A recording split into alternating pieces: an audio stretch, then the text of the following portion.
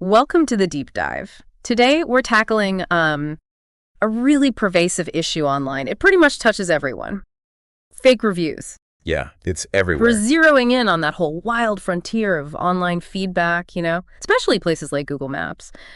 And the big thing now is regulators like the FTC are really starting to pay serious attention. It really is a challenge that cuts across the board. Yeah. Whether you're just trying to pick a decent local spot, a consumer making choices, Right. or you're a business owner trying hard to build, an honest reputation. These misleading reviews, they just distort everything. Real world consequences. Absolutely. And for this deep dive, the material you've pulled together is, well, pretty fascinating. We've got insights straight from Google on how their AI is fighting fake business profiles. That's the front end for businesses on Google Search and Maps. Exactly. Plus, some really eye-opening data from 365 Reprotection. It shows just how big this problem is, the impact. We've also got a piece that illustrates what happens when your Google rating drops even a little bit, and then a breakdown of the FTC's plan new rules on reviews and testimonials. Yeah, the timing is key there. So the goal today, really get our heads around just how massive this fake review problem is. Understand the strategies, platforms and the legal system, how they're fighting back. Understand.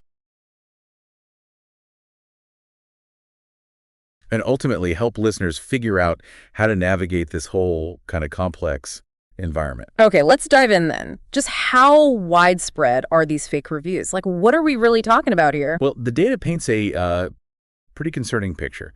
365 Reprotection did this analysis, a huge data set, 73 million reviews. Wow. And they found almost 14% were flagged as highly suspicious, suggesting, probably not genuine. 14%, that's more than 1 in 7 reviews you might see online. Exactly. 1 in 7 might be deliberately misleading. It's much higher than most people think. Yeah, I definitely would have guessed lower. And it's not just the sheer number, right? I think I read these fakes are getting, smarter. That's right. The tactics are constantly evolving. 365 Reprotection also saw this really sharp increase, 80% month over month, since June 2023 in suspicious reviews generated by AI. 80% month over month generated by AI. Yeah. So it's not just individuals anymore. It's sophisticated AI churning these out, which makes them, frankly, much harder to spot. That's a bit unsettling. You think you can sometimes spot the really obvious fakes, the ones with weird grammar or whatever, but AI could make them almost indistinguishable from real opinions.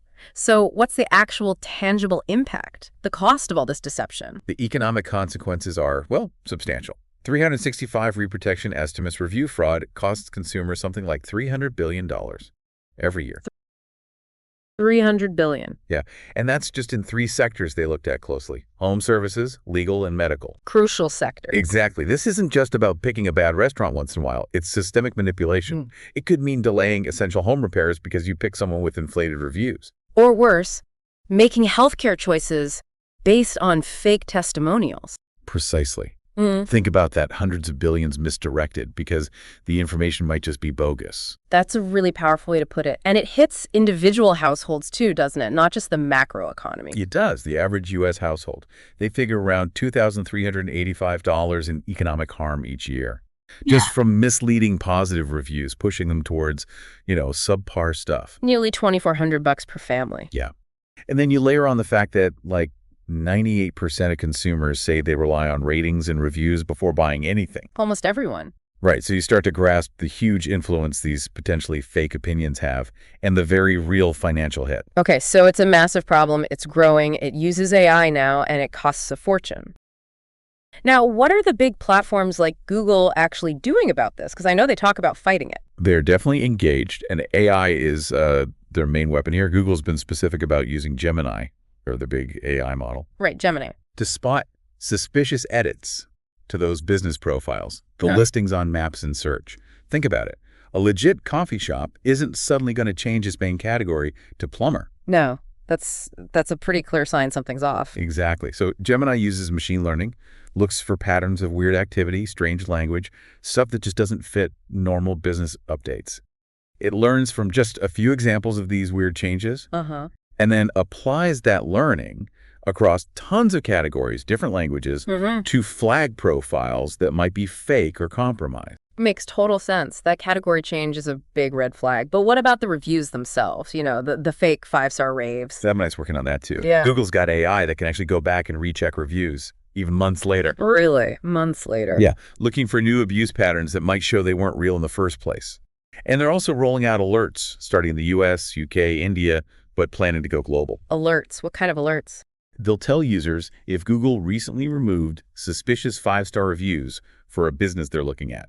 It's about making their cleanup efforts more visible to regular folks. Okay, that transparency helps build trust, I suppose. It sounds like they're throwing serious resources at this. Do they have any stats on how much they're actually catching? They do share some pretty big numbers. In 2024 alone, Google blocked or removed over 240 million reviews that broke their rules. 240 million. Yeah, and they say the vast majority were caught before anyone even saw them.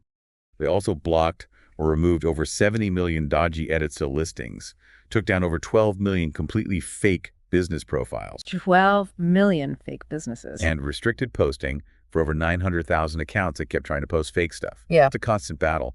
But yeah, the numbers show the scale they're dealing with and what they're doing. That is an enormous amount of activity. It really underlines the problem's size and that they are taking it seriously. Okay, let's shift focus a bit. What about the businesses trying to do things right? How does all this affect them? The impact can be pretty damaging, honestly. Even a seemingly small dip in your Google ratings, say, you drop from a solid 4.5 stars down to a 4.0. Which still sounds okay, maybe. You'd think, but it can be a major turnoff for customers.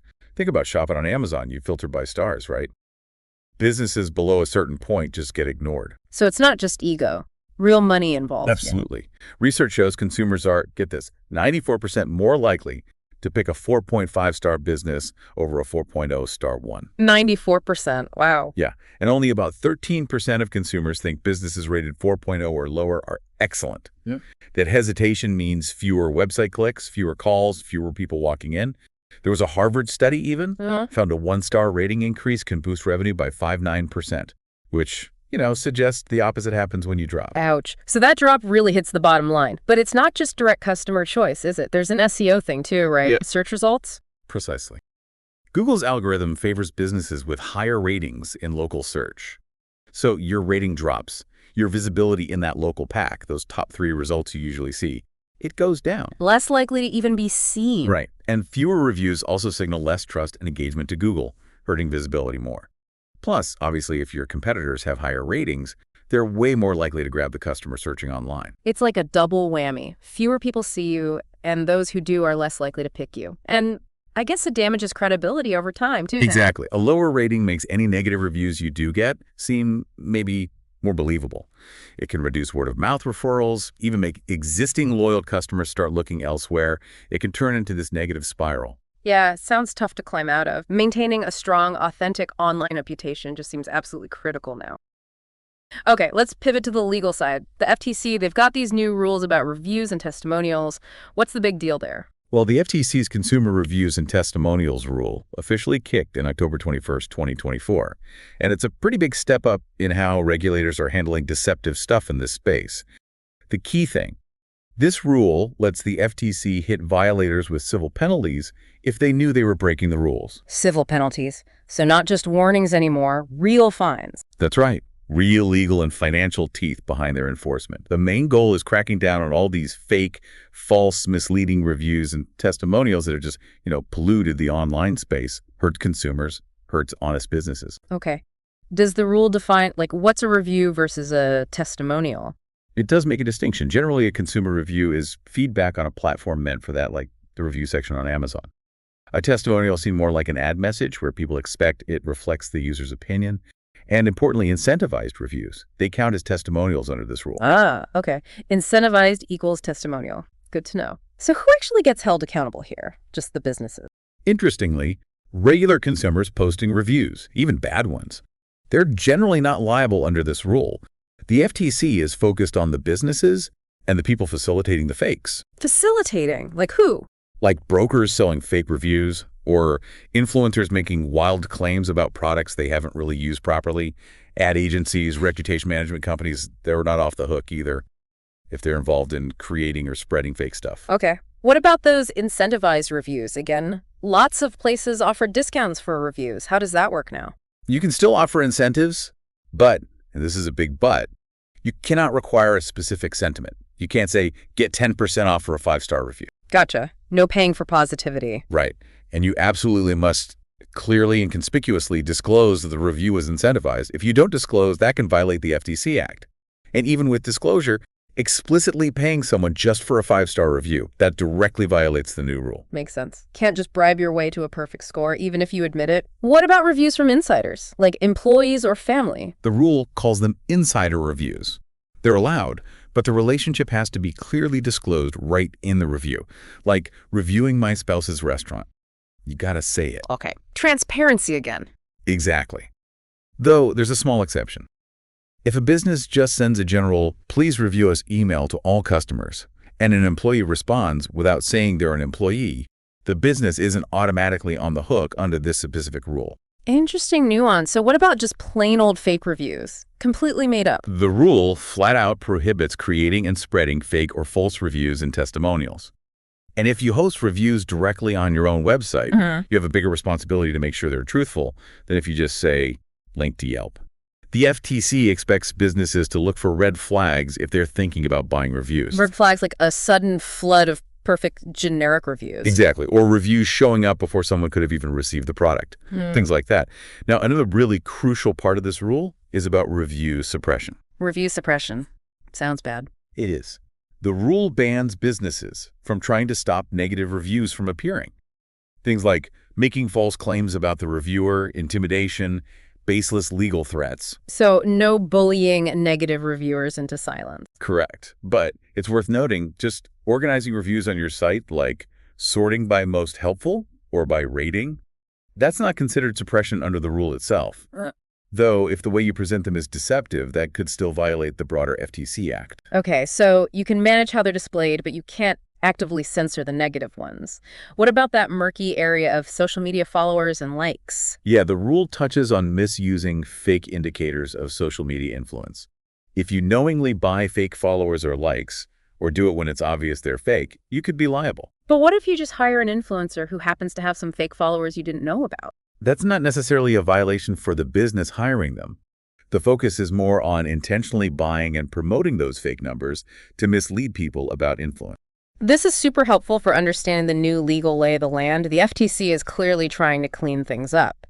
Now, you mentioned 365 reprotection earlier. How do they fit into all this? Well, 365 reprotection really positions itself as a comprehensive solution for businesses struggling with fake Google reviews and, importantly, wanting to stay ahead of these new FTC rules. Okay. They offer services specifically designed to help businesses spot, report, and fight those fraudulent negative reviews on their Google business profiles, which honestly can be a huge time sink for businesses trying to do it themselves.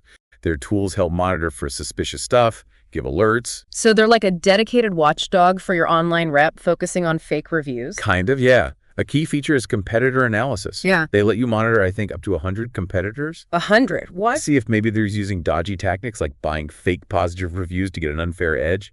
Gives you intel. Ah, competitive intelligence. Makes sense. Exactly. And beyond just fighting the bad stuff, they also focus on helping businesses get authentic reviews from their real, happy customers. Which sounds exactly like what the FTC wants. Precisely.